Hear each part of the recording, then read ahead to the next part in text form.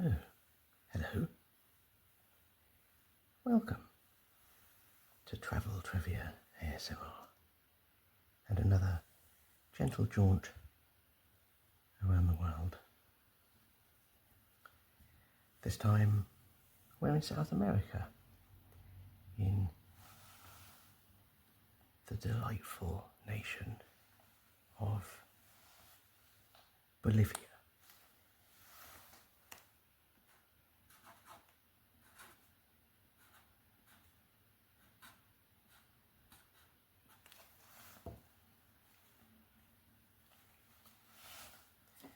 And if this is your first time here, I'm delighted you've come my way. If you've been here before, welcome back.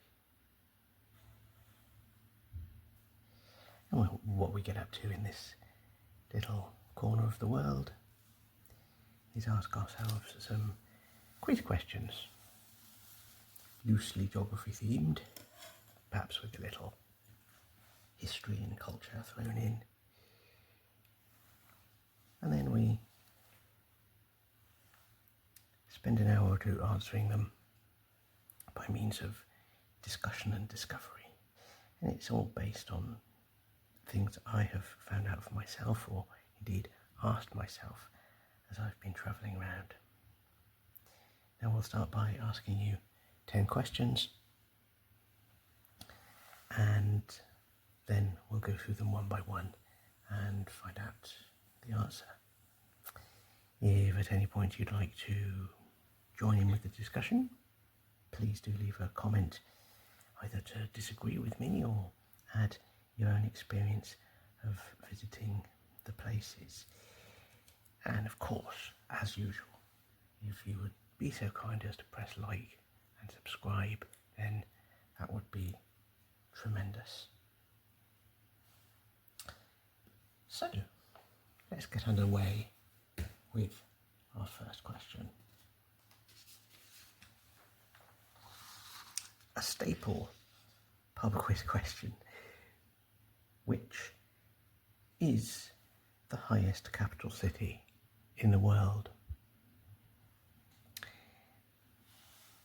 And of course you may say, well, this video is about Bolivia, isn't it? So therefore the capital of Bolivia would be the answer.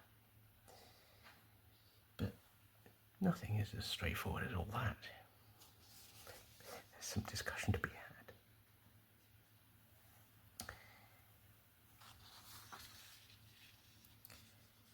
And while we're in the high Andes, which is where the capital of Bolivia is, question 2 is, what is the Andean killer known as El Soroche? Just have a think. What is it in high mountains that could kill you? El Soroche is a Spanish word, but it's a Spanish word of South America, and possibly even just the high Andes of South America. Certainly I lived in Spain for many years, and I never heard people talking about this thing.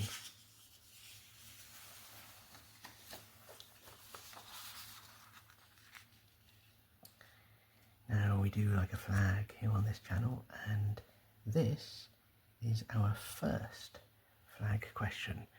We get a bonus 2 in this video. The first one is actually about the flag of Argentina. Why is the first flag of Argentina in a museum in Bolivia? We will find out a little bit about the connection between Bolivia and Argentina as we answer. But it's certainly there.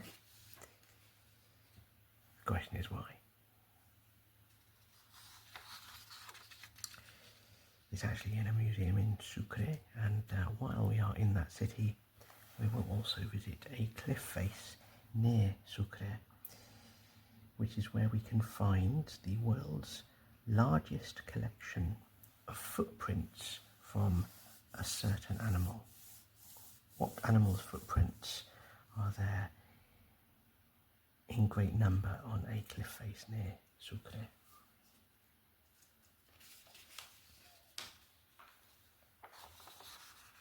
Here comes question 5. And if this was purely a pub quiz, it would be a terrible question. On the other hand, if this was a radio quiz, inviting phone-ins for all sorts of bright ideas, it would be an excellent question, because there is possibly more than one way to answer it. Don't forget, we have a geography bent about our answers, so keep that in mind as you think which is the odd one out of these 5 things. Banana, coca, llama, papa, and quinoa. Think about the geography of those things, as well as the words themselves. And we move on to question 6, and we travel down to Potosí, moving south into the southwestern side, maybe central south of Bolivia, and we will ask what is represented by the effigies of Tío in the silver mines of Potosí. You may know Tío as a Spanish word, but its normal meaning in Spanish is not the meaning that we find in Potosí.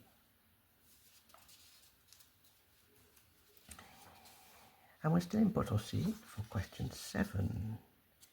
Here it comes. What symbol, which you will find on your computer keyboard, was possibly invented in Potosí? Now there's a good story about it, and they tell you that story in a certain museum in Potosí. But other people from elsewhere may offer an alternative story concerning this thing. But I'm going to tell you the story later.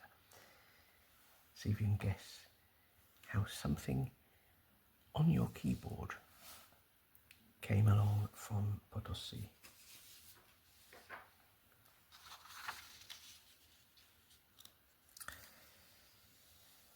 Now here's something a little outside the box.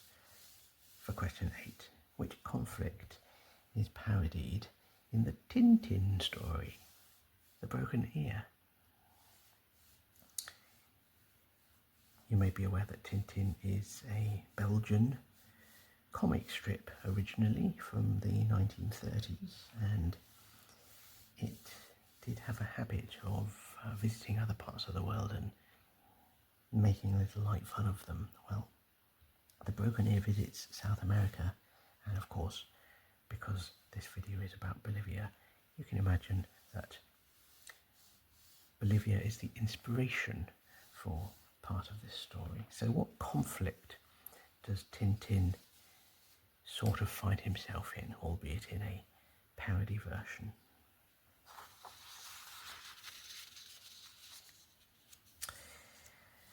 And as we move even further south in Bolivia, we come to the salt flats, and the best known of them is the Salar de Uyuni, the salt flats of Uyuni. And I'm going to ask for question 9, what mineral, which is vital for technology, is found under the salt flats of Bolivia? And just as a little extra clue, you might say that you would not be watching or listening to this if we did not have this thing. And last but not least, it's the second of our flags questions. What is represented by the Qullasuyu Wiphala, which is a national symbol of Bolivia, and is a flag? We'll see it later and ask what it means.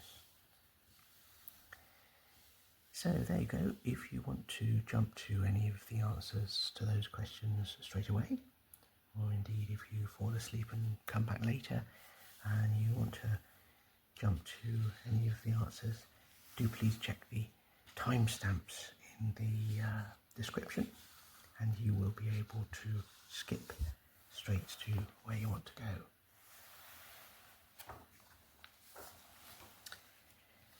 But on the other hand, if you will simply close your eyes, lie back and relax, occasionally open them if you like, if you want to have a look at what I'm talking about. But otherwise, just listen to me muttering on as we get underway with question 1.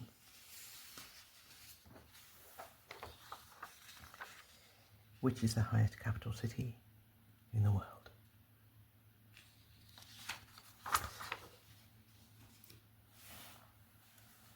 Well now,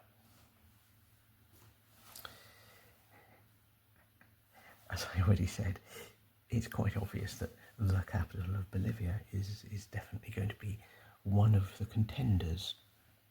But the question is, what is the capital of Bolivia? Well, I suppose it is a good idea to start putting them on the map. And in order to help me out with that, I'm just going to borrow the map here from good old Lonely Planet. And we can see, this is quite an old edition of a South America guide. We can see that you can arrive in Bolivia by means of Peru and crossing the border by Lake Titicaca. I did not do that, more about which a little bit later.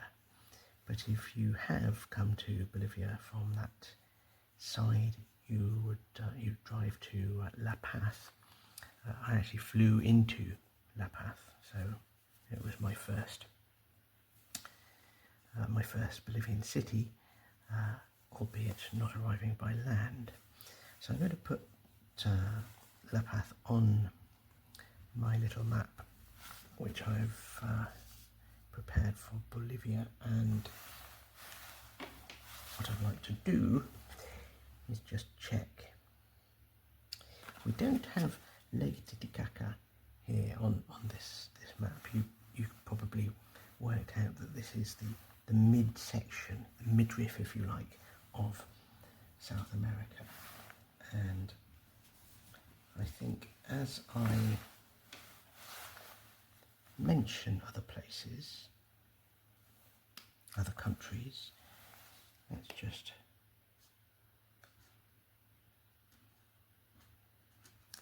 name them. There's Peru, and very close to the border with Peru we find La Paz. Now, where is it exactly? I have noticed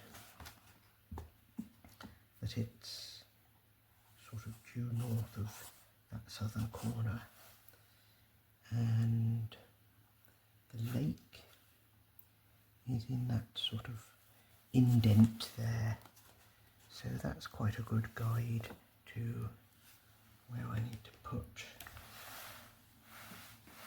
La Paz. So that's the indent, isn't it? And there's the southern corner. So I'm going to put La Paz about here. A big blob.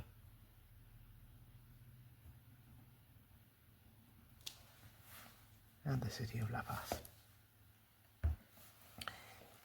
Did you know that it was originally given a longer name by the Spanish when they arrived?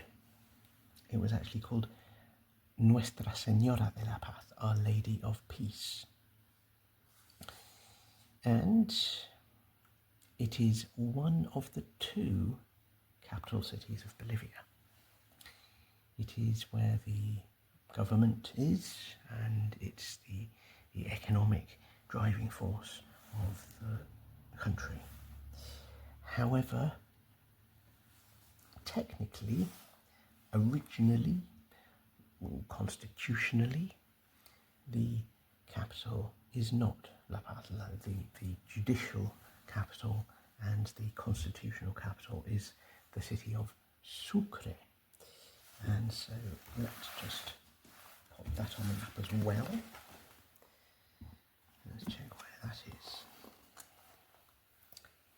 It's not actually very far away from La Paz. It's certainly in driving distance. In fact, when I visited, I recall that it was an overnight bus journey. Those of you who've seen things like The Amazing Race or the British version, Race Across the World, you'll know that overnight bus journeys are the bread and butter of travel in South America.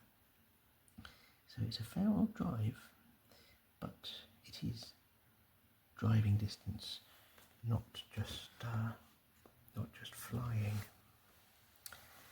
So let's put Sucre on our map, and actually it is a bit further. You'll have to forgive my eyesight. I find it very difficult to read these very small words on the page, but perhaps you can on the screen. It's right there in the fold, isn't it?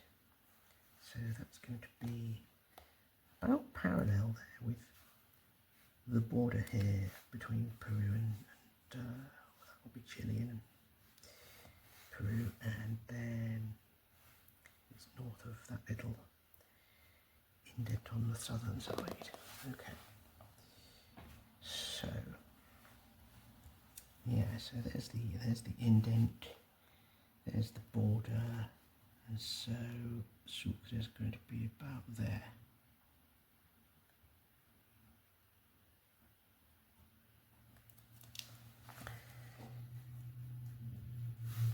That also had a longer name in Spanish times. It was called La Ciudad de la Plata de la Nueva Toledo. La Ciudad de la Plata de la Nueva Toledo, which is the city of silver of New Toledo.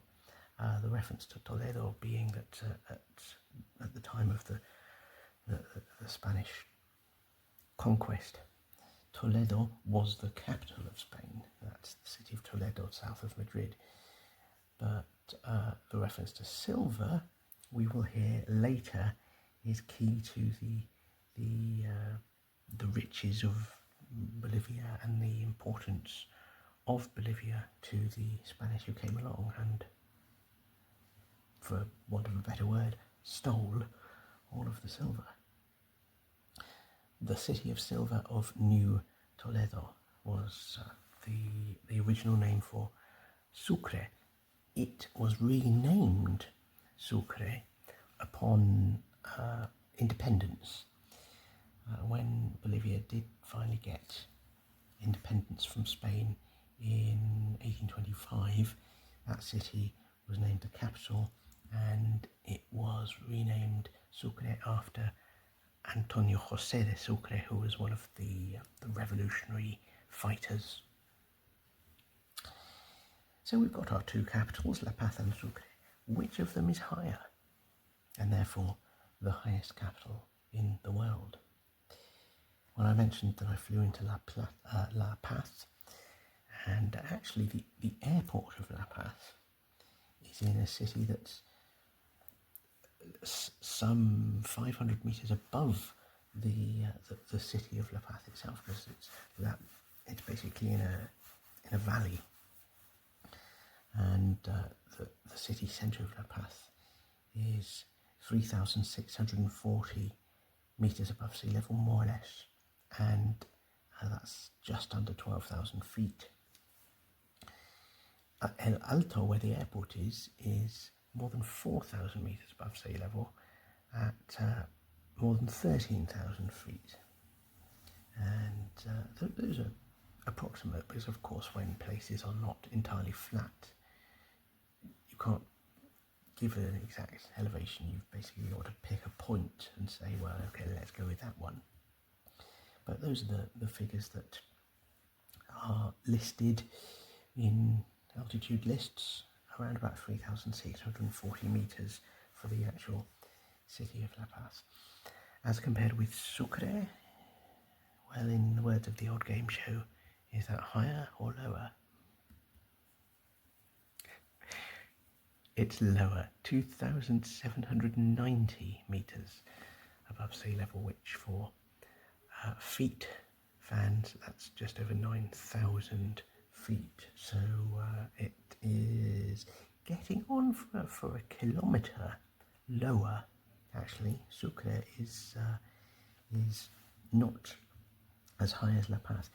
However, there is only one other capital city which may be in contention, and that is Quito, the capital of Ecuador, which is not as high as La Paz, but it is higher than Sucre. So, if La Paz had not also been named as a second capital of Bolivia, which happened, I think, in the late 19th century, because there was a civil war and there was rivalry between the old capital and a new developing economic powerhouse. So they came to a compromise of sorts and they named both cities the capital. Well, if that had not happened and Sucre had remained the capital, then Quito would be the answer to our question. However, things being as they stand, the answer is that the highest capital city in the world is La Paz, and let's just put the height as well.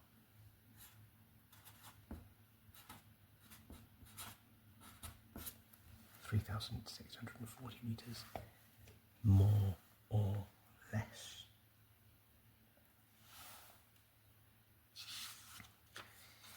And now, some sage advice: listen to your mother. Because if you go to La Paz, it is not a very good idea to fly in, as I did. And that is directly related to our second question.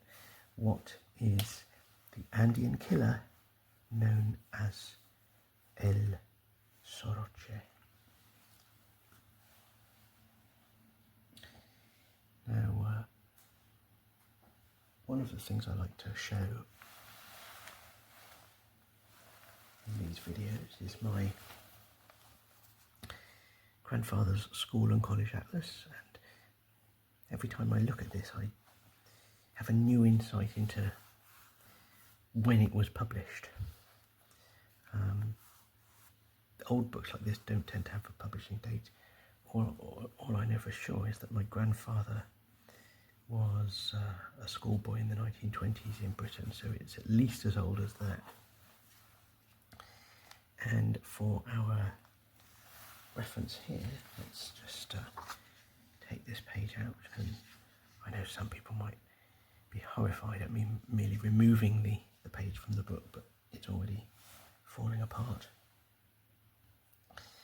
Here we can see the elevation of South America, and you can just see the key here in the bottom left with, as is pretty standard, blue for the ocean, and then the colours go up through greens, yellows, and up into browns for very high ground. And the key there says above 12,000 feet for the brown areas.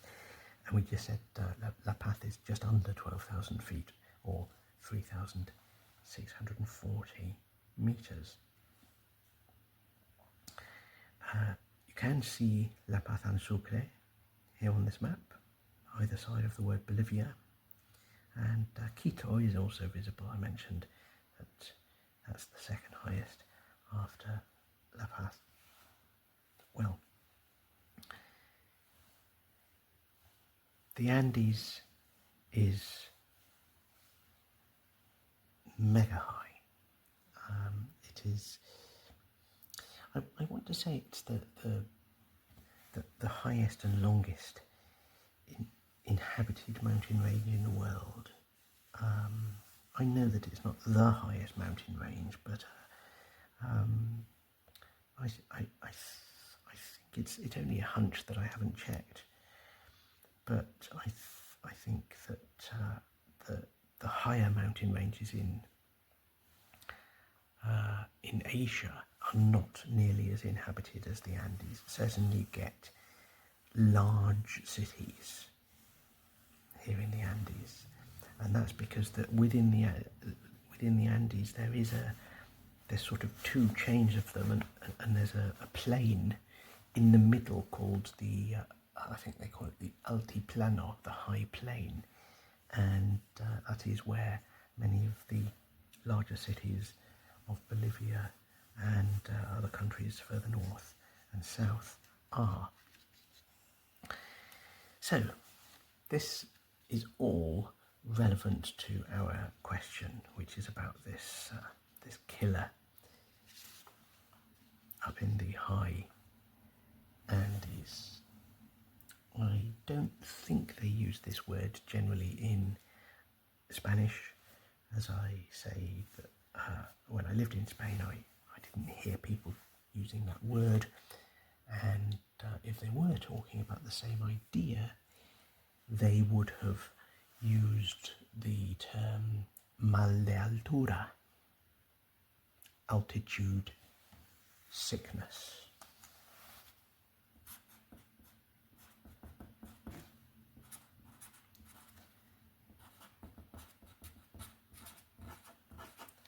Altitude sickness is el Soroche.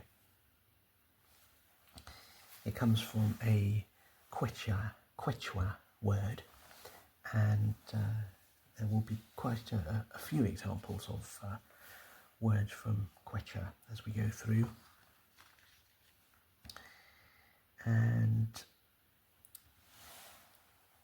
originally that word in the Quechua language referred specifically to a white metal called antimony, and there was an ancient belief that the ill feeling, the sickness that you got in that high place was not caused by basically the lack of oxygen in the air, which is what we now know to be the culprit. But they thought that the existence of this metal antimony was the reason for the sickness that occurred. And so that word Soroche, from that Quechuan word for white metal, that was borrowed into Spanish as el Soroche. But as I say, I think it is a localized use, and many Spanish speakers elsewhere would not necessarily know that word. If you are a Spanish speaker from elsewhere and you're kindly watching this and you know that word, then do please enlighten us in the comments. It would be great to hear from you. And if you also have an experience of suffering altitude sickness in the high Andes, then do share an anecdote about it in the comments, because I do have my own. As I said, I arrived in La Paz by air, and that's a mistake. All the doctors and guidebooks and whoever has an opinion about going to high altitude will always say, don't fly in, start at sea level and gradually work your way up to acclimatise. But I must admit I was slightly young and naive, and so fly into La Paz is what I did. And then the very next afternoon, when I had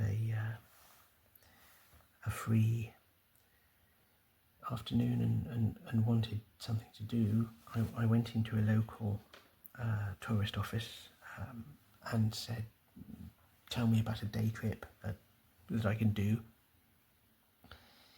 And they said, yeah, why don't you go off on a trek up a mountain. There's one nearby called Chacaltaya.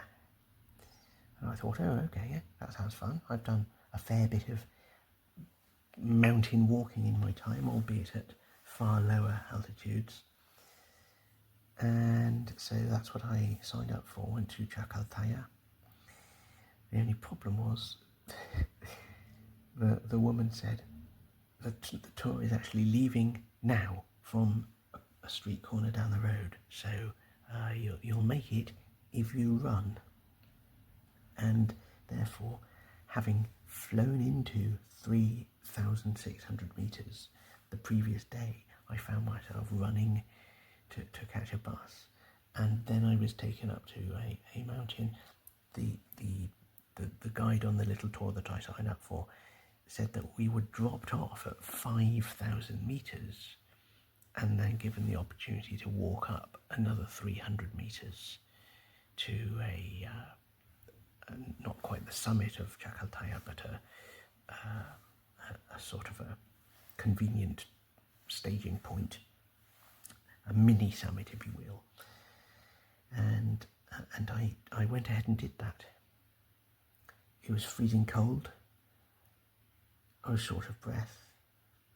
My head felt like it was going to explode, and that is because altitude sickness basically is that your brain is trying to get out of the space that it's in. I've subsequently been on high mountain walks elsewhere with the correct preparation and medication, and I've been told that what's happening in your body when there's not enough oxygen in the air is that your organs are swelling, and of course your brain's only got a certain amount of space to swell inside your skull, and it's that pushing against the inside of your skull that causes you to have a headache. And in extreme cases, this can lead to vomiting and dizziness and pins and needles, and of course in some terrible cases it leads to death. So it can be a killer, El Soroche. And if there's one piece of advice I can give you in life, it's don't fly in and then run to catch a bus and then walk up a mountain. It's a stupid thing to do.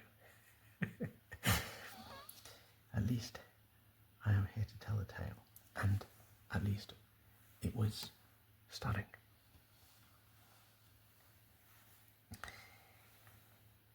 Now then, let's move on to our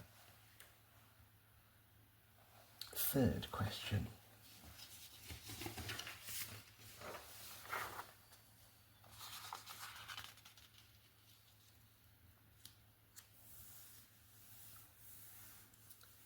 And we're moving down to the city of Sucre, which we've already placed on the map. And we're going to visit a museum there and ask, why is the first flag of Argentina in a museum in Bolivia?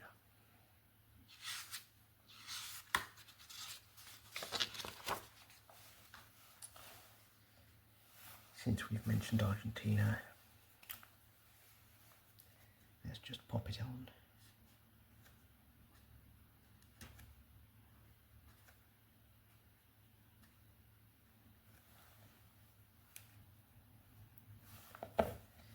And actually, now that I see Argentina on the map,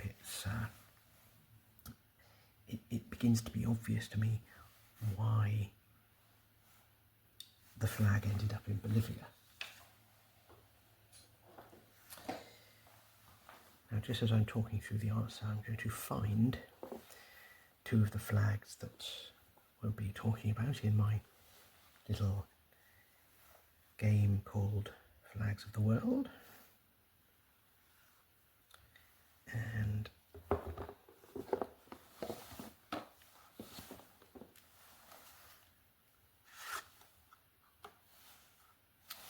the first one I would like to find is the flag of Argentina. Now what's, oh there it is. Thankfully that didn't take very long. And let's just look for Peru. That's similar to the flag of Peru, isn't it? Although the thing in the middle is not right. That's somewhere in Africa, isn't it? Can't remember where. Ghana. Okay. And Bolivia looks similar. Well, that's the same colours, but that's Lithuania. And so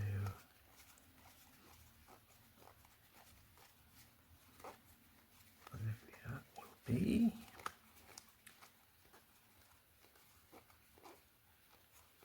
well, I hope it's in this pile.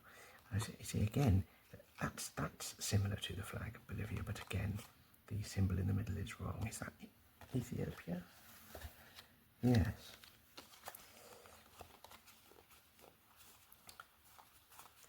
I think I checked this pile earlier, and the flag was here. So perhaps I've missed it. I'll just check it one more time. But as I do, the key to this question, why is there an Argentinian flag in a museum in Bolivia, is the fact that, oh there it is, I missed it.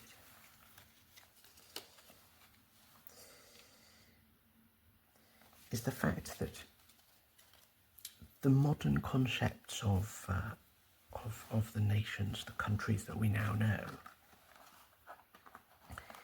was of course no more than a dream for a few people several hundred years ago under Spanish rule.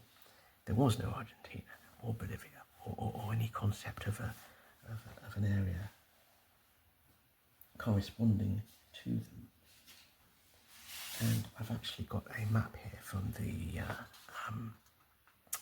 this is from the online Encyclopedia Britannica, and you can see it shows the areas of control that were under Spanish and Portuguese rule in the late 18th century and going into the early 19th century is when these places start to declare independence from Spain. And of particular relevance to the area that we're in, well, you see that all of what is now Bolivia and Argentina here is one and the same thing. So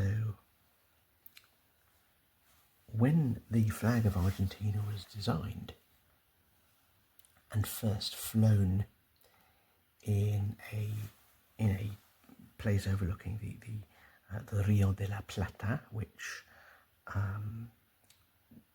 conventionally has been called the River Plate in English, although people now say River of La Plata as well. That's of course the big river that comes into the sea at Buenos Aires. And so the flag of Argentina would be flown for the first time as a cry for independence from Spanish rule. And it was designed by the General Manuel Belgrano, and he proclaimed a concept of Argentinian nationhood by flying that flag. But having made the first copies of the flag, of which 2 are known, he then needed to protect them from the ruling Spaniards. And so in order to do it, he gave them for safekeeping to a priest who lived in a village called Macha, and that is here down to the south of Bolivia, and it's near the city of Potosí, which I will put on the map a little later because we'll be going there. So there were 2 copies of the flag actually, and they were found in this church in Macha, and they'd been hiding there for some years actually.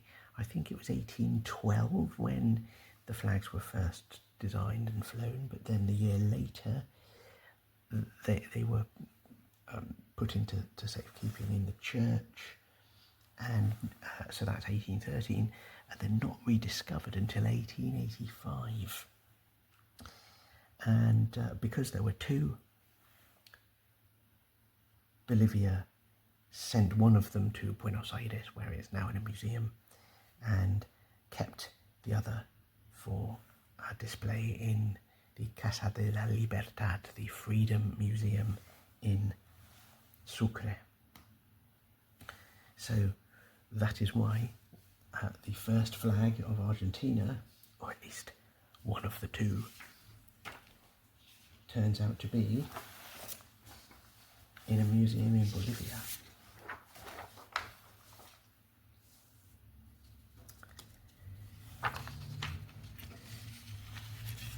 Try to summarise all of that in a sentence. Let's say they had been hidden in matcha for safekeeping.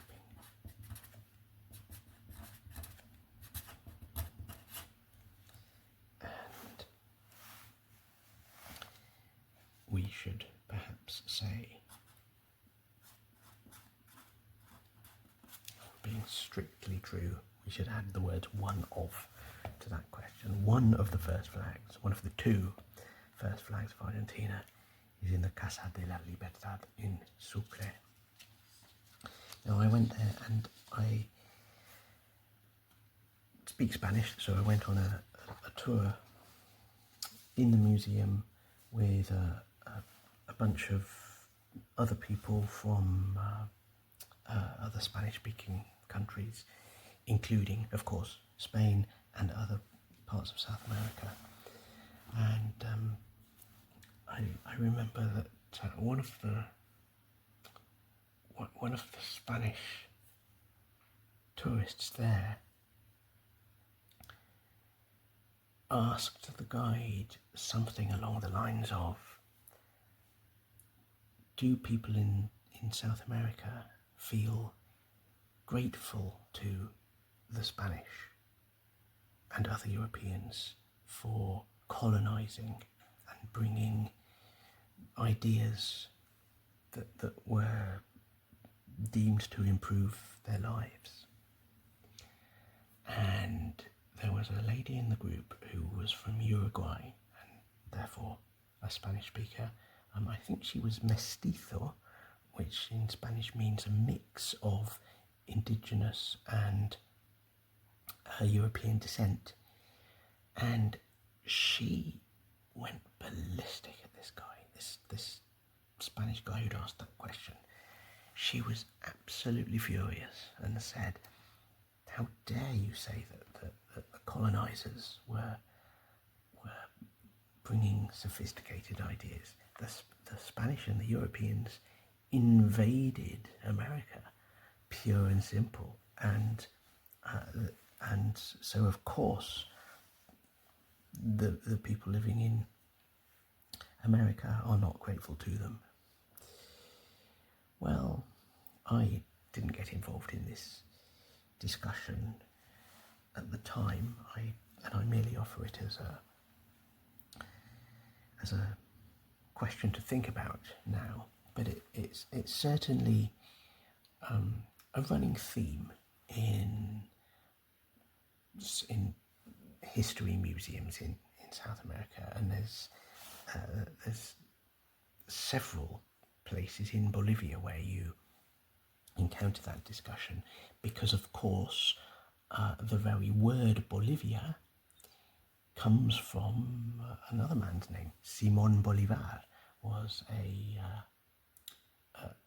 revolutionary, pro-independence fighter, and he went on to become the liberator of not just Bolivia but Venezuela, which is where he was born. He was born in Caracas, and that is now in Venezuela. So he liberated Bolivia, Venezuela, and also Colombia, Ecuador, and Peru. And he was also the president of one or two of those as well. So, but Bolivia is fiercely proud of its role in the liberation of South America from the Spanish colonizers. And so their argument for keeping that flag in the museum, the Argentinian flag, is not just that it was found in Bolivia, but also that it represents the idea of the first cry for freedom from the colonists, and it may have represented what is now Argentina, but that movement was America-wide. So, fascinating discussion, and certainly recommend the Casa de la Libertad if you are in town. But, as they say, now for something completely different. Let's just move away from history for the next few moments, at least human and political history anyway, because there is something historical about question 4, but it's a different type of history.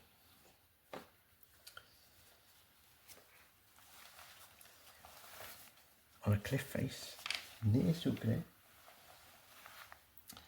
is the world's largest collection of footprints from which animal? And I am just going to show you a picture. If you're listening to me with eyes closed, then just have a quick look at this. Here's our cliff face. You see down in the bottom of the picture there are some people, in fact it's a group of school children and one adult. I wouldn't normally include pictures of people, but I don't think they can be identified even if you zoom in a long way, because their faces will be blurred. But what we can do by zooming in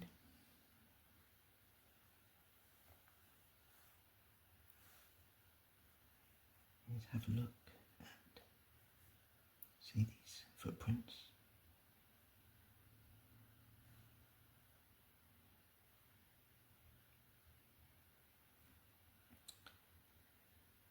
There are thousands of them. In fact, when I visited, this was the year 2014, and subsequent to that they've kept counting, and I gather that they are now aware of more than 5,000 footprints, and there are 465 different tracks, which is to say a track would be the footprint of one animal, and then another track would be another animal at a different time. So there's 465 different tracks encompassing more than 5,000 footprints. And what is the animal? Well, just consider, zooming right out, the size of the footprints compared to the size of the people. We're obviously talking about something incredibly big here. Have you guessed it?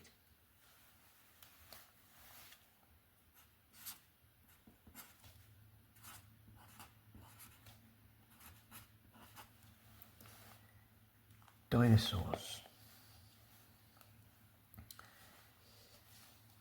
The world's largest known collection of dinosaur footprints is just outside Sucre, one of the capitals of Bolivia. Who knew? And there's an interesting story about how they came to be discovered, because this land was at one point flat. Obviously that it had to be in order for animals to walk on it. And at some point, millions of years ago, there was an earthquake, and this forced the land to become vertical.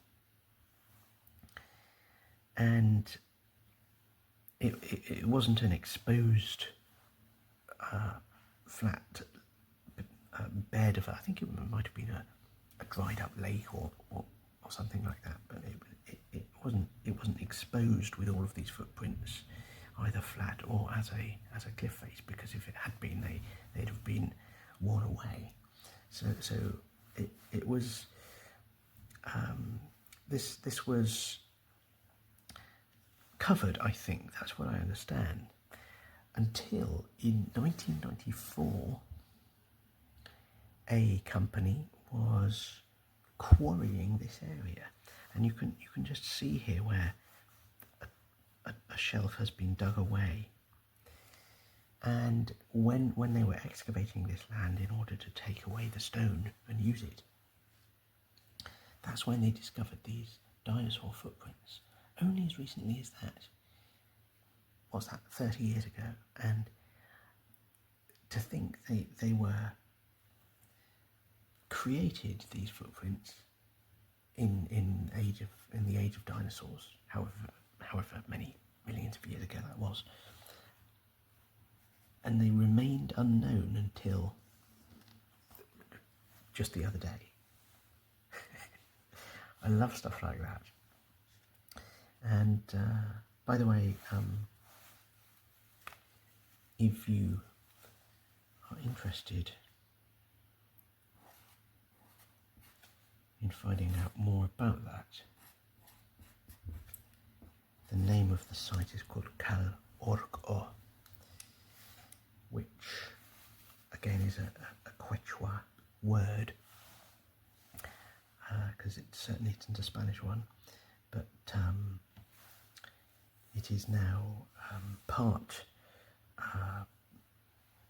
paleontology site, part site of natural importance and scientific interest, and also it's part theme park, because you want kids to go and be interested in dinosaurs. You of course need to build lots of pretend dinosaurs, and so in another part of the park, which I haven't shown you a picture of, you can walk amongst 30-foot high dinosaurs and pretend that it's Jurassic Park. And why not? Now, on the subject of Quechua words, let's go to our odd one out question.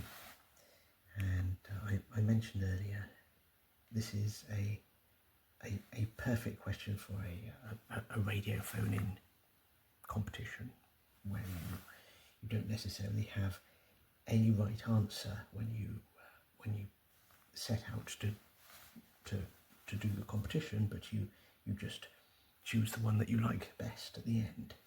Well, you be the judge, see if you like my correct answer, but I would certainly welcome any comments if you have your own idea of what would make the odd one out of banana, coca, llama, papa and quinoa.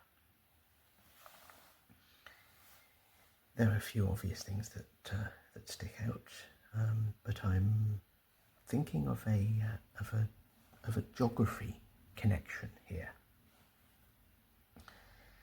And we must first check what these things are. Well, banana, of course, is what you think it is. It is an English word, but it's also used in other languages. Spanish actually has two words for banana, plátano and banana, and strictly speaking they refer to what we could call banana and plantain in English. Technically they're different. The banana is the smaller and sweeter one, which we tend to eat raw, whereas the plantain is bigger and slightly less sweet, and it's typically cooked before you eat it. So that's banana. Coca is the leaf that is used to make cocaine, and they use that word coca in Spanish, and of course we can refer to that plant with the word coca in English as well. Llama, or in Spanish it would be llama, means the same.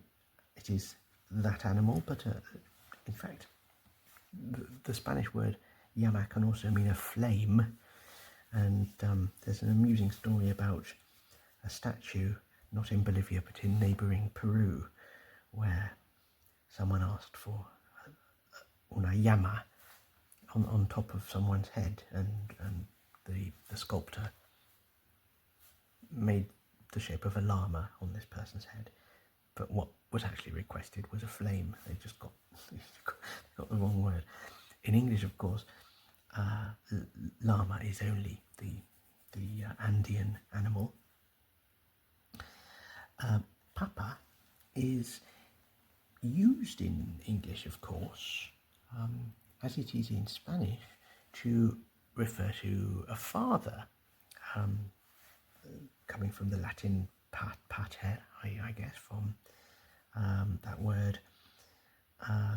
You also get the informal word for Pope, El Papa is the Pope in Spanish. But in South America, they also use papa to mean potatoes, and so arguably this is a possible answer, that in English we use those for Spanish words, but we don't use papa with the meaning of potatoes in English. They don't really in general in Spain either, but in South American Spanish, papas are potatoes. And I did go to one restaurant in Bolivia which translated the dish huevos con papa, which should be eggs with potato, but they'd done their English translation incorrectly, and they said that huevos con papa was eggs with dad. Well,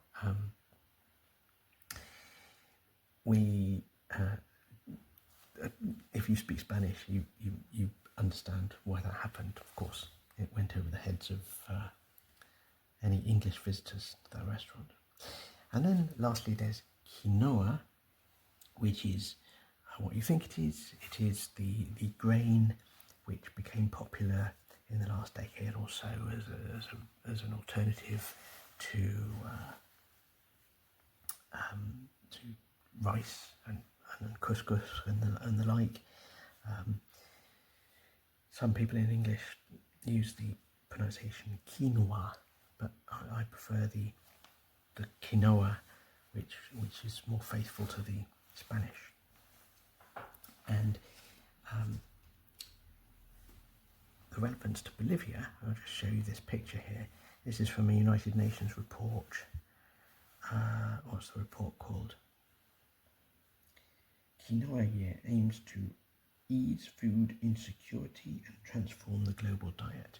This is all about how Bolivia is contributing to food security, and it's quite a lengthy article, and who wouldn't want to read a lengthy article about quinoa, let's face it. But suffice to say that until about 10 years ago, the time of my visit to Bolivia more or less, Peru and Bolivia were not just the biggest, but practically the only exporters of quinoa and producers of it.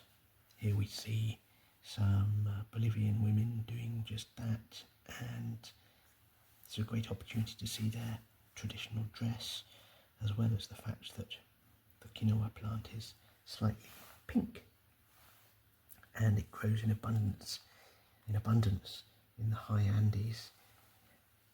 Even though the high Andes are dry and cold, and you'd think, how on earth does anything grow here? Well, quinoa does. So, that's a quick rundown of what these things are. Which then is the odd one out? And my answer is banana. And I mentioned it's a geography themed answer, so can you work out why, in geography terms, why is banana the odd one out from these 5 things? Well, this is the fruit, the leaf, the animal, the potato and the grain. They are all things that you can eat.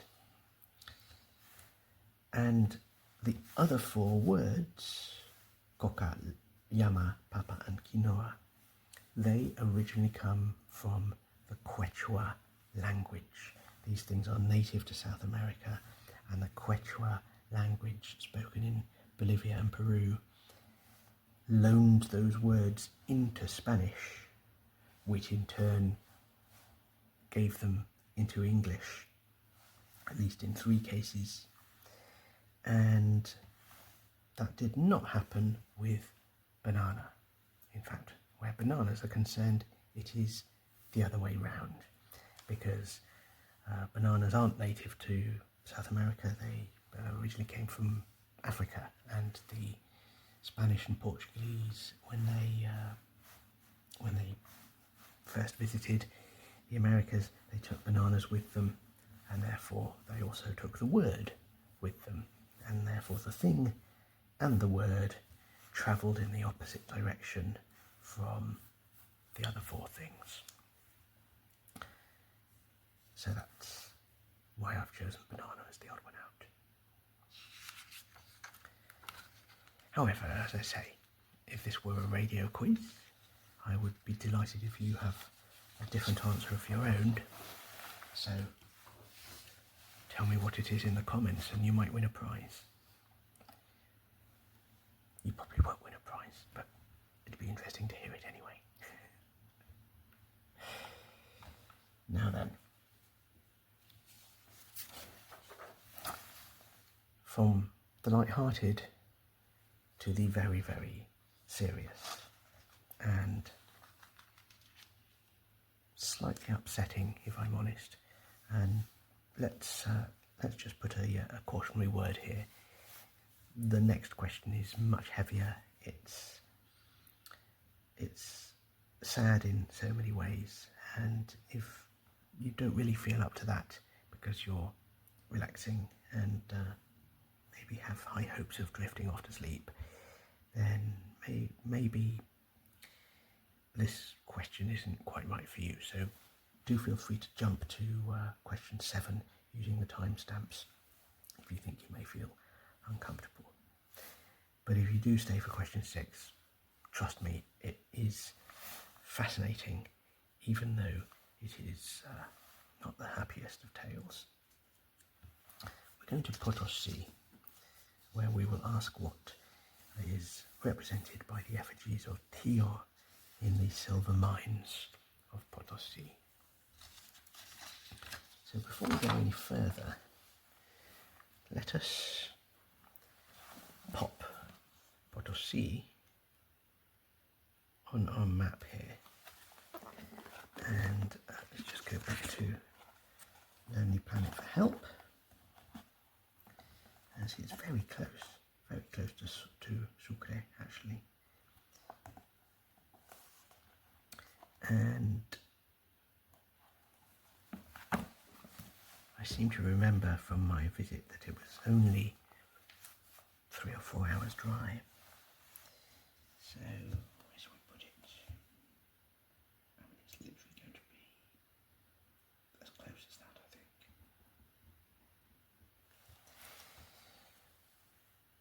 Potosí was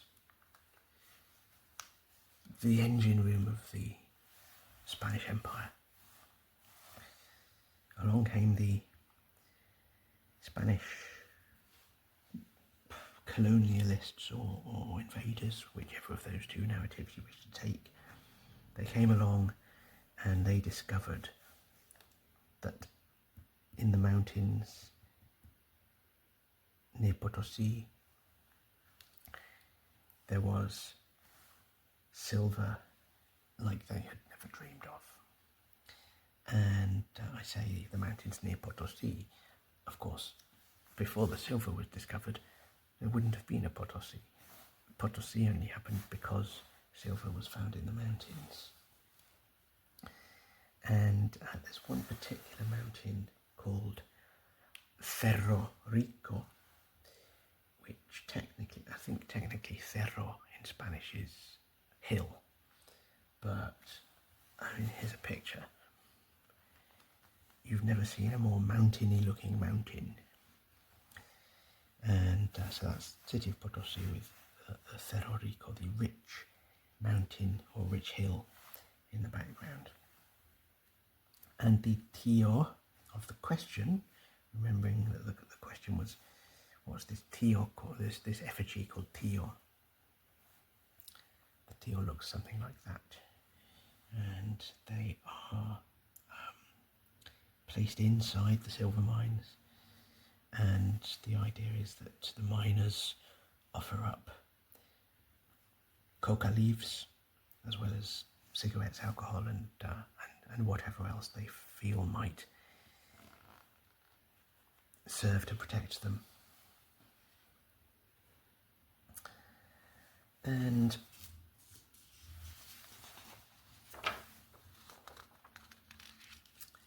the tale of the tío I first heard on the night before I arrived in Potosí. I was on a tour, and the guide had the bright idea of showing us a film to prepare us for what to expect in Potosí, because we were not only visiting that city, but we were also visiting the mine. And the film is called, in Spanish, La Mina del Diablo, the Devil's Mine. And it is actually translated into English as the Devil's Miner, even though the Spanish name means mine, not miner. However, in English they have called it the Devil's Miner, M-I-N-E-R, as in a person who works in a mine. But the real heartbreaking thing about this film is that the other spelling of miner would also work, M-I-N-O-R. I do apologise for my passing motorist there. The Devil's Miner, M-I-N-E-R, and also miner, M-I-N-O-R, are unfortunately one and the same thing in many, many cases. The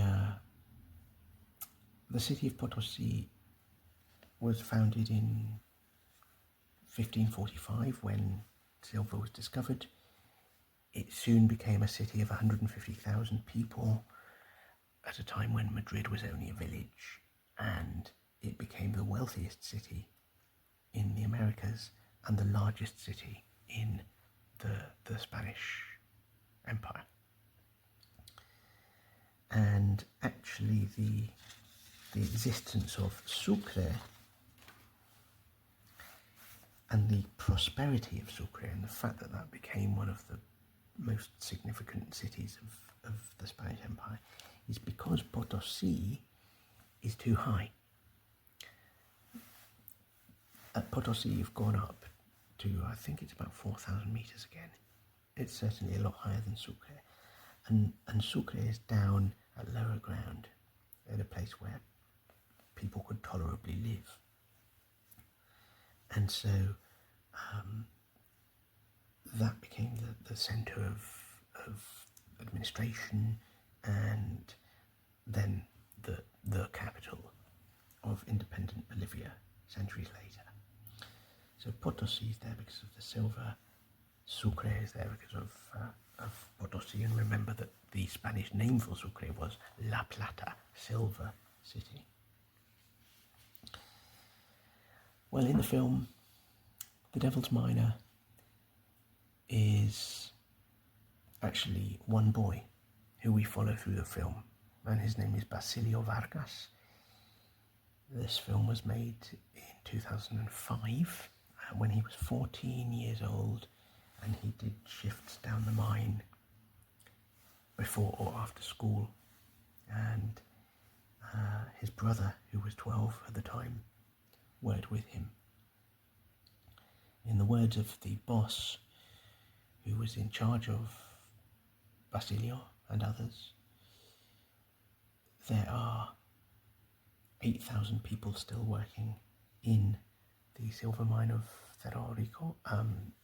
This was true when the film was made in 2005. I have no reason to believe that it is different now.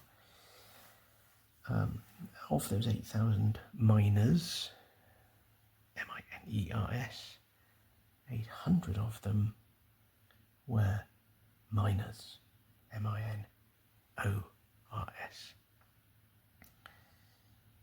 And another shocking thing that boss said in the video is that 8 million people have died in those mines over the years.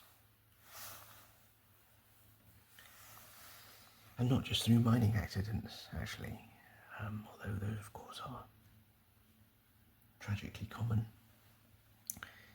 Many people who work in mines spend their lifetimes breathing in the dust, and therefore they die of silicosis, which is where the dust gets into the lungs and eats away at them, and those poor people can't expect to live much beyond 40, I think. Well, Basilio, the 14-year-old boy in the film, tells the story of the Tio, the effigy. And in his words, he said that when the white men arrived, they noticed that the local people they encountered were God-fearing people. And so they installed effigies in the mines, saying to the indigenous workers, these are representations of the mine god. You must respect him because he's going to keep you safe. He will protect you inside the mine. And the Spanish used the word Dios, which is the Spanish word for God. And so you can imagine them saying, this is your Dios, your God. But in the Quechua language, the local language, they didn't have the sound D. And so they rendered the word as Tio, T-I-O, instead of D-I-O-S. And the irony is that in Spanish, there are two meanings of the word Tio. It means uncle, and it also means mate, as in, you're a right mate, ¿qué tal, tío? And so the lovable idea of tío in Spanish, which is a friend, someone who would genuinely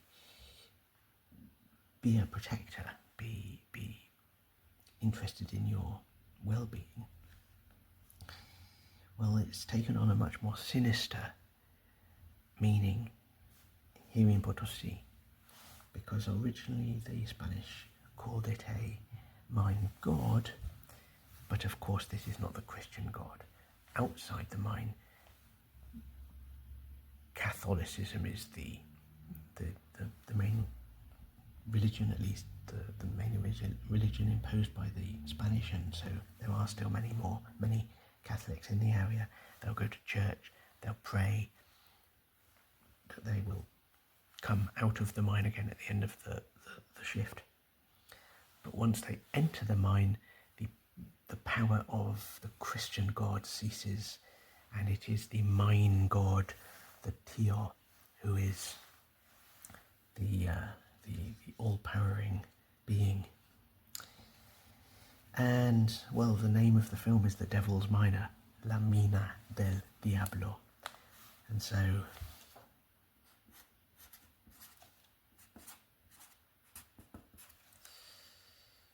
we could argue that originally Tio was supposed to be a god, but it has come to be thought of as the devil.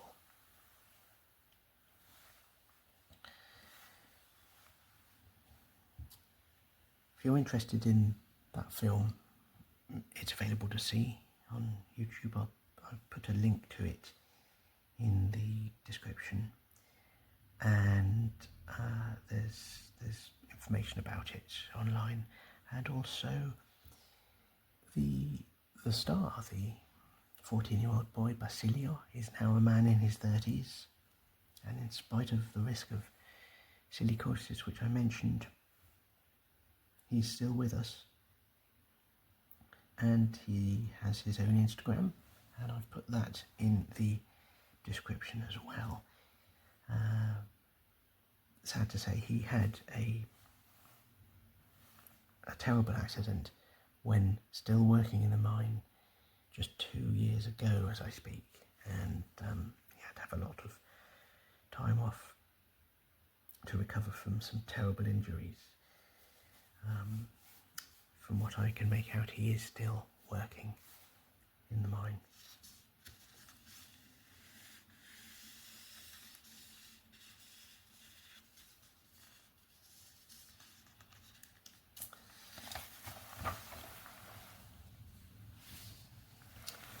Well, let's stay in Potosí, and we're still in the world of mining for silver.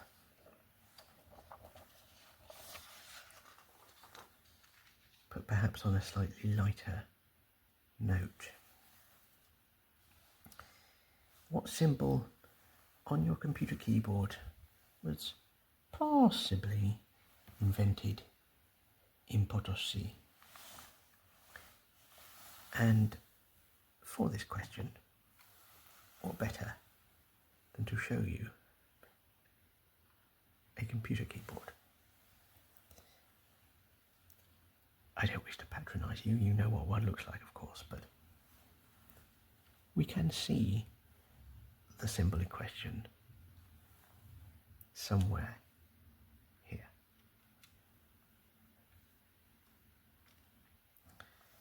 I'll give you a clue.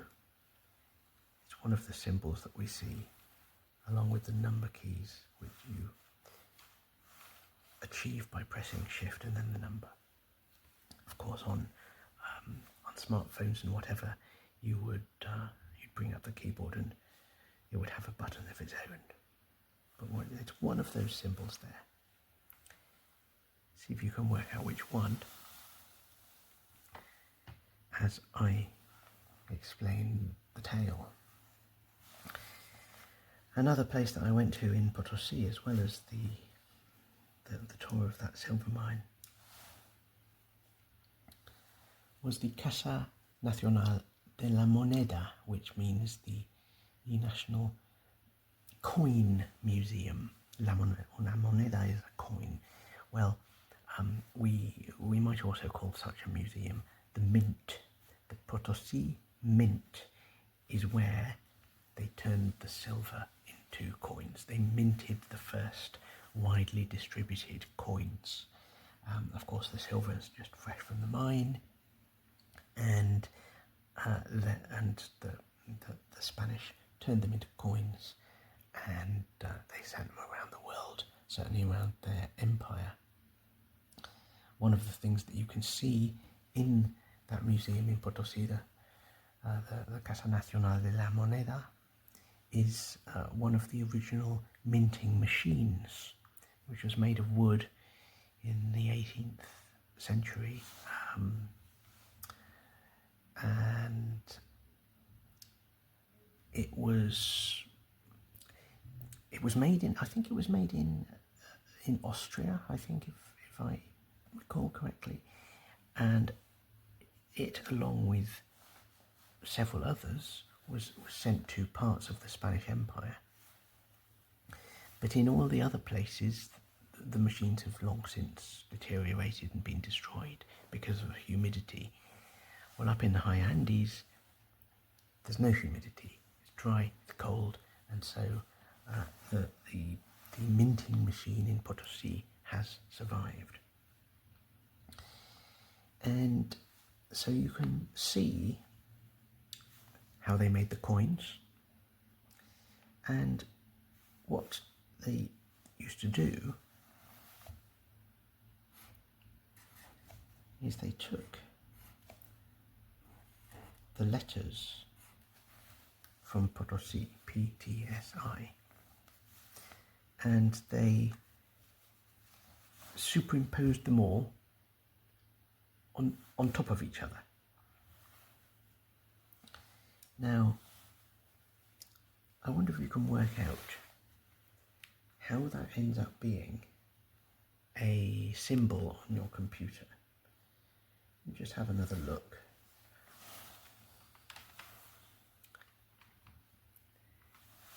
At these symbols above the numbers. How can it be that one of those becomes, or how one of them is the result of combining the letters P, T, S, I? Have you worked it out? I should say, by the way, that this is just one version of how this sign came to being, but it's the one I was told in Potosí, so it's the one we'll go with. So you start with your P, you add your T,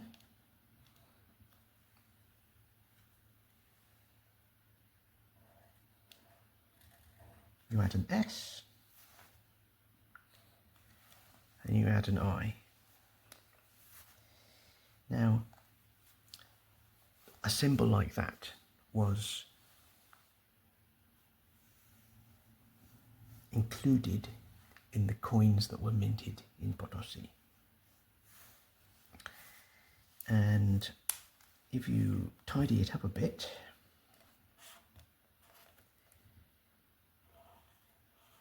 you can see that what you're left with is basically just the S and the I superimposed on each other, which is the dollar sign. And that's not just the dollar sign, but it's also the sign used for pesos, the currency of many Spanish-speaking nations. Not Bolivia, actually, because they use the Boliviano now, but the idea of pesos being a currency was common in the Spanish-speaking world, and I believe that symbol was used for peso before it was then borrowed to be used for the dollar as well. By the way, the word peso itself comes from the Latin word for weight, and the idea was that if a coin was originally for 8 pesos, let's say, then it would weigh 8 compared with 2 or 3. I think that's how they came to use peso for coins. And if that's not the origin of that sign, then, well, I will be sorely disappointed, put it that way. It's a lovely little story. Now then, we're going back into history for the next question.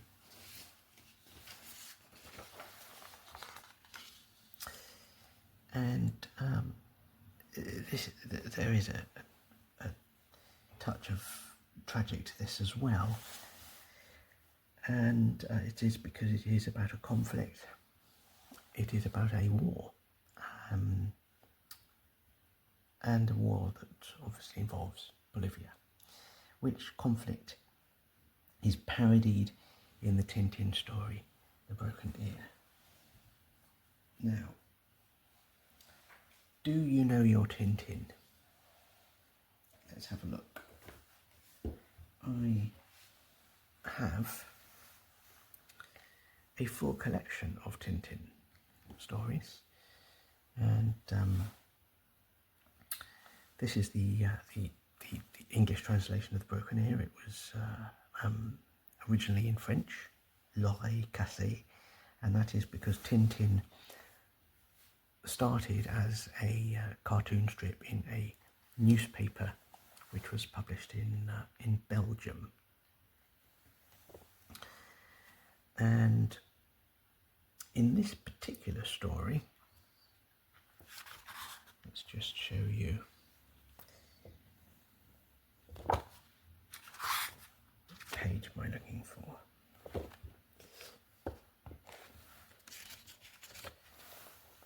Ah, yes, here it is. We see Tintin, who is a journalist. Somehow he gets caught up in a case where he's chasing a villain across South America, and he is recruited to represent a fictitious South American country called San Teodoros. And here he meets a representative of a company, and this man in the suit wants to pay Tintin to go back to the government that he's representing and persuade them to invade their neighbour, so as to get hold of the oil fields that are reckoned to be present and, of course, lucrative in the in the border area that is covered by both San Teodoros and Nuevo Rico. And in this section you can see, but this means war. Tintin is incensed by the idea and he refuses the offer.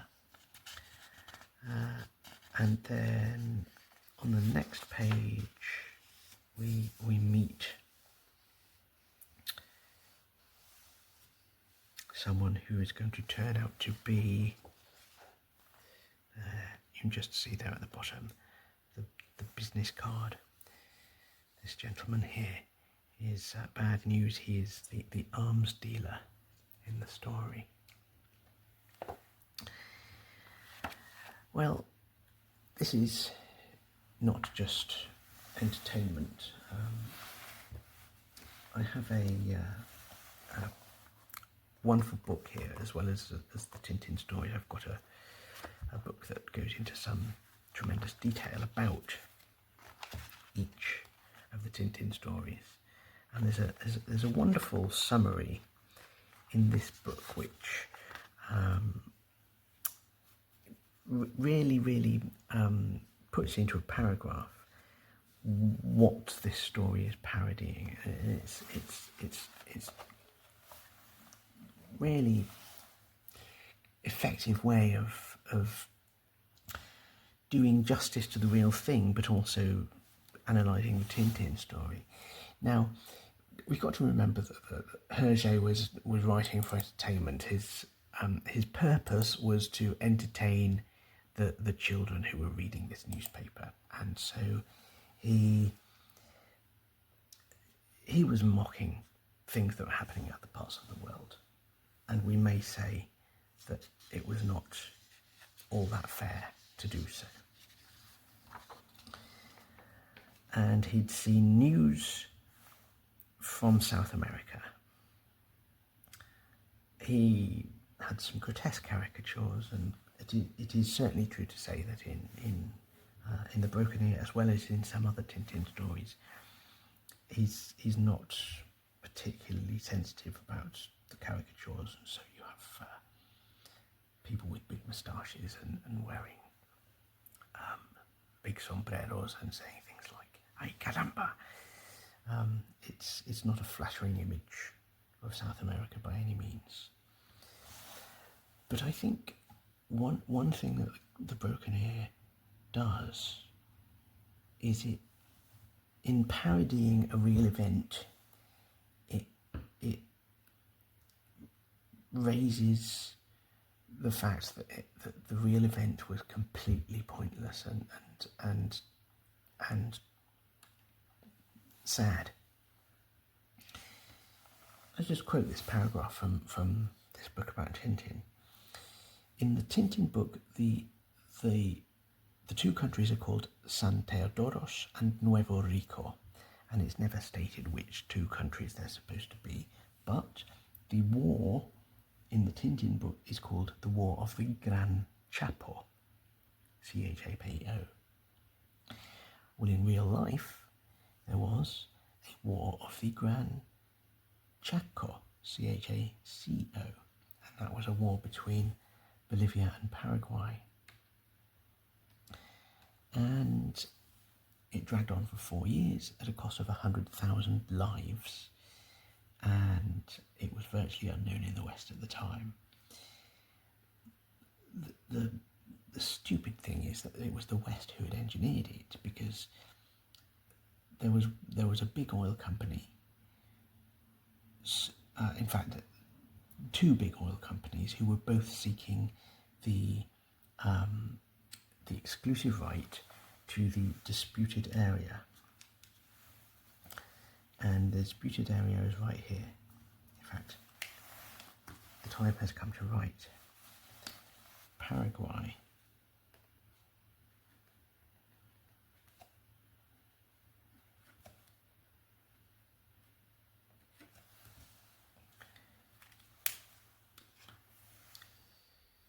Northwestern Paraguay, as is now,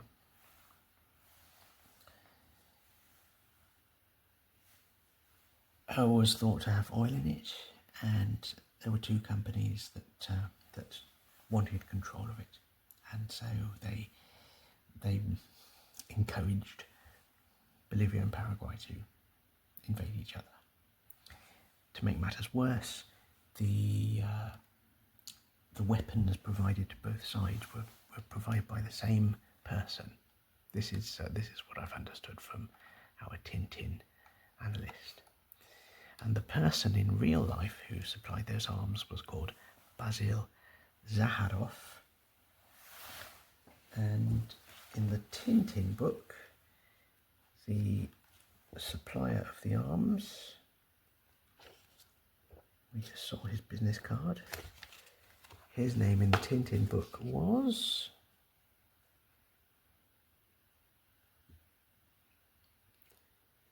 not a million miles away from the real man's name. So Hergé was clearly parodying Bolivia and Paraguay and their conflict over oil fields in the Gran Chaco region. And rather pleasingly, this is where my old grandfather's map book comes into its own. Because have a look at this. We know that my grandfather was at school in the 20s, and I've previously said, well, this map is at least as old as that? Well, the Gran Chaco War was the 1930s, and so therefore this map is from before that. And you can see that the border between Bolivia and Paraguay of today is not the same as the border when this map was made, before that conflict happened. And we can be light-hearted about it when we talk about parody, but of course there is a tremendous sadness about it in Bolivia, because not only did Bolivia lose territory to Paraguay, but they also don't have access to the coast, because they'd lost that territory to Chile in a previous war. So there have been 2 occasions when Bolivian territory was lost, and right down in the south of Bolivia at a city called Uyuni. I visited that city, and there are quite bombastic memorials to those who lost their lives, and also to the idea of nationhood. Patria is a Spanish word which means nationhood, or the essence of country. And one of the signs I read in Uyuni said that it was a bastión de nuestra Bolivianidad, which to translate that into English would be a stronghold of our Bolivianness, I suppose, or the idea of being Bolivian. So yeah, a very heartfelt and strong national pride, all about the loss of that territory. Now, wherever I put my question, I can't find my piece of paper where I wrote question 8. It has disappeared.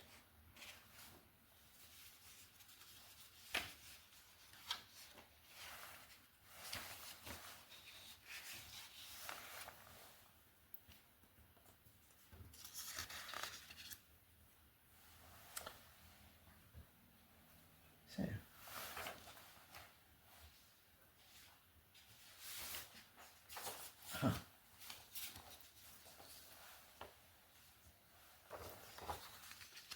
there it is. We can finally write the answer.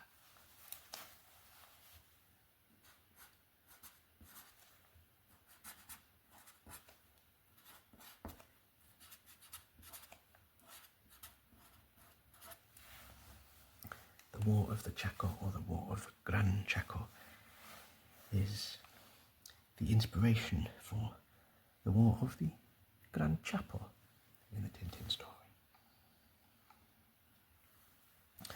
Well, now, 2 questions to go, and the next one takes us to Uyuni, which I did just mention is also the place with the Bolivian national pride monuments. Now we see here in the Lonely Planet map that there's a huge tourist attraction there in the Salar de Uyuni, those are the Uyuni salt flats, and the salt flats are very famous for Instagrammers. I'm sure you have seen pictures of people who appear to be holding in the palm of their hand some very miniature people. And of course the joke is that because on a completely flat landscape there is no horizon, there's no building or other point of reference on the horizon, then someone in the distance just looks small compared to someone in the foreground. So you can stand there holding out your hand and somebody could be conveniently positioned in the distance so as to appear small and standing in the palm of your hand.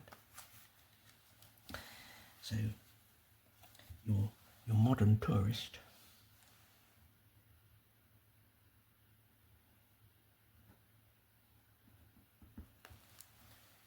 goes to the Salar de Uyuni in order to lark about with all of that. Now, I don't know if you know quite how large the Uyuni salt flats are. I've got a picture here on the iPad. It's a satellite image. We could also, therefore, say that it's a map. The city of Uyuni is over here on the eastern side, and then you drive out across it. And I remember that we drove from the eastern side up to the northern side, and that took about 4 or 5 hours of a whole afternoon. And then a similar distance drive took us from the north side to the south side the following day. And so this is absolutely enormous. The world's largest salt flat actually is 10,500 square kilometres. It's bigger than the island of Cyprus and just a little smaller than Jamaica. Or another way to put it is it's 6 times the size of London. And it's there along with some other salt flats in neighbouring Chile and Argentina. And there used to be lakes, and the lakes have dried up. Let's just add the name of Chile here.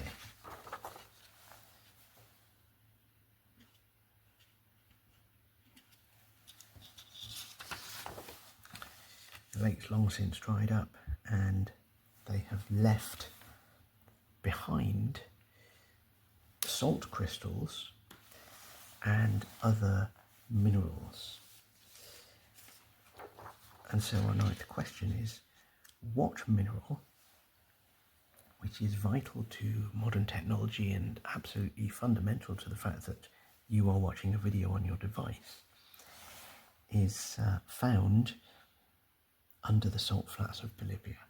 Now, when I was there, I was told that 70% of the global supply of this mineral came from underneath these salt flats. Now, I don't actually think I've remembered that figure correctly, or possibly the person who told me didn't know it for sure. They might not have just been referring to Bolivia's salt flats. They could have been talking about the triangle of Bolivia, Chile and Argentina, where there are several salt flats. The mineral in question is the one which charges the lithium batteries. It's lithium which you have in your smartphone and the like, and if it weren't for the lithium that's come from under the ground there, then we wouldn't be speaking to each other. There is actually a lithium triangle of Bolivia, Chile and Argentina, and I don't know if 70%, which I was told, is necessarily true, because I've since seen that Australia is the biggest exporter of lithium, which is mined from underground. But in the salt flats, it actually comes from the brine, which is underneath the salt, and the biggest exporter is Australia, and even combined, I don't think Bolivia, Chile, and Argentina quite surpass it. But they do have a tremendous amount of it, that's for sure, and they have an awful lot besides. It's one of the most bizarre corners of the world that I've seen, because this is a place where almost nobody can live. It's cold, it's high, it's dry, it's infertile, and so almost nothing can grow. It's hostile to most animals, but some survive.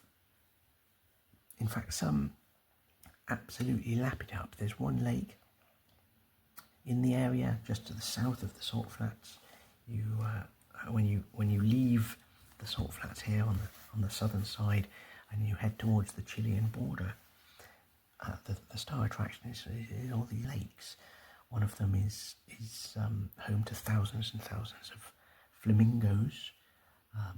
There's another lake which is spitting sulphur, and it's therefore called Laguna Hedionda, which is the Spanish for stinky. There's a Laguna Colorada, which means red, and that's red because it's got algae in it. The most striking lake that I remember was the Laguna Verde, the green lake, and the water is green, but also in that lake there's arsenic and copper, which would certainly give you a bad day if you were to swim in it. And I remember crouching down by that lake, and I was aware that there were wisps of what looked like cotton, which were blowing around in the wind, but were sort of stuck to the surface of the lake. And I thought, what is this? Whatever it is, it's light enough to be blowing around in the wind, but sticky enough to be stuck to the water of the lake. I don't think I really want to touch it, given that that's how it's behaving. Suffice to say, it is a weird corner of the world, but a wonderful one.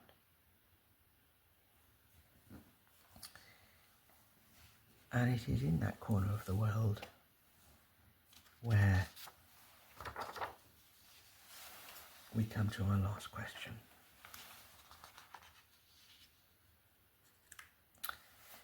What is represented by the Qullasuyu Wiphala, which is a national symbol of Bolivia? It's a flag.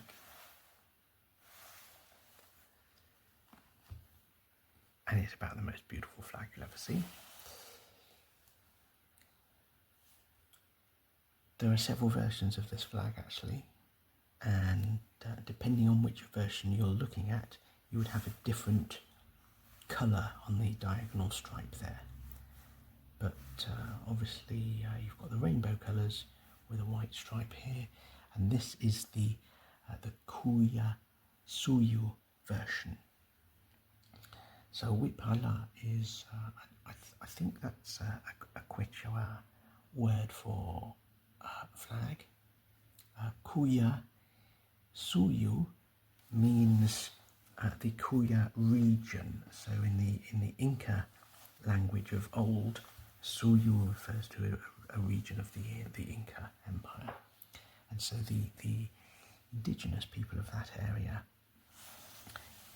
still refer to the Suyus, and the Qullasuyu is the southeast part, which now corresponds to the highland of Bolivia.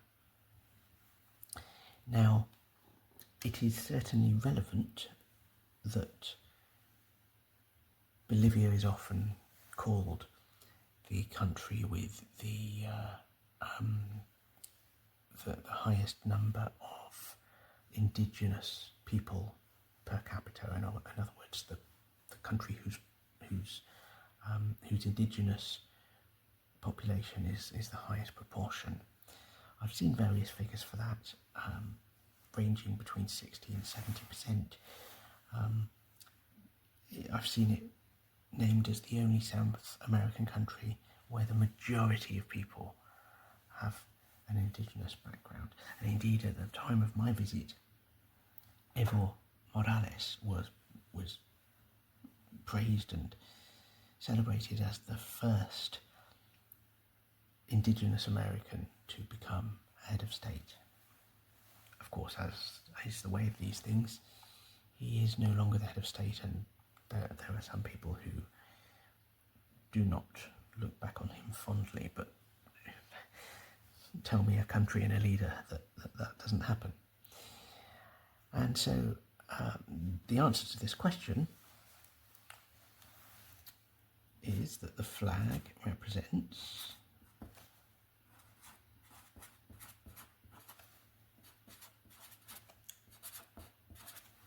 the indigenous people, maybe I should even say peoples, of the high Andes. And I say peoples because they're not all one group, it's several groups, of course. And the Wiphala, the flag, is a banner that is used by many indigenous groups, but Bolivia is the only country where it is flown officially alongside the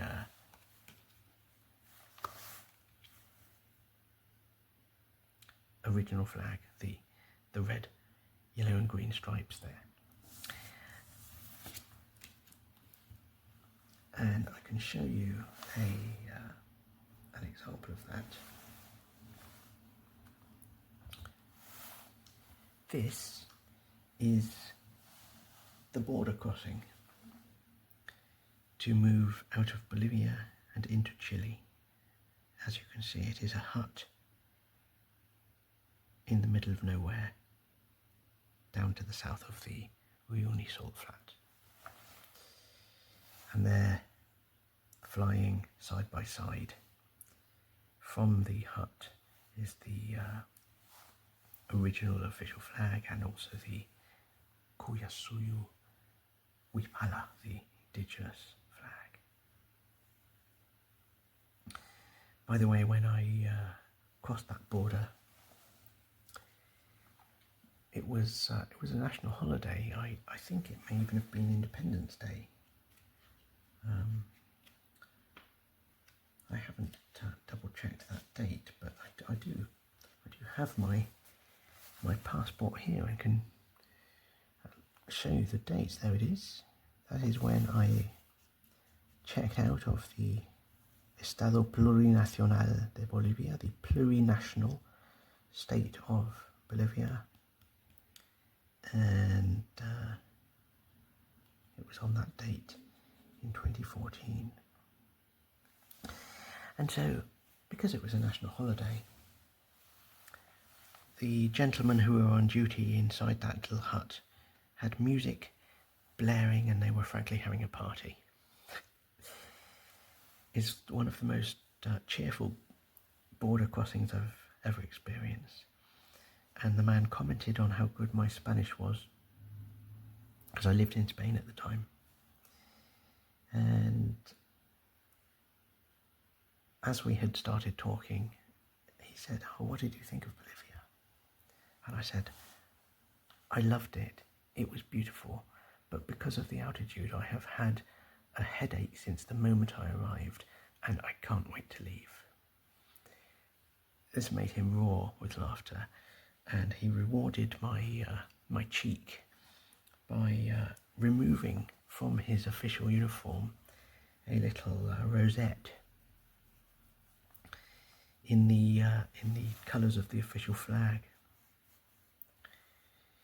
And he unpinned it from his own uniform and handed it over to me as a parting gift. I regret to say that more than 10 years later, I have no idea where it is, but I was certainly touched, and it makes for the most memorable border crossing of my life.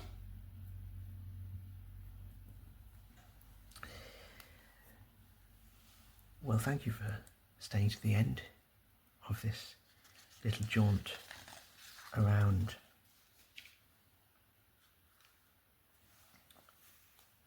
Bolivia. And as we make our way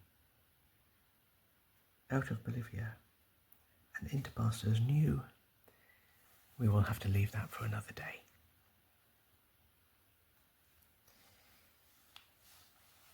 If you've enjoyed any of this or learned something, do please press the like button, press the subscribe button for more gentle jaunts around the world. And best of all, leave a comment, tell your friends, and I hope we'll share some more travel tales and travel trivia again. Bye for now.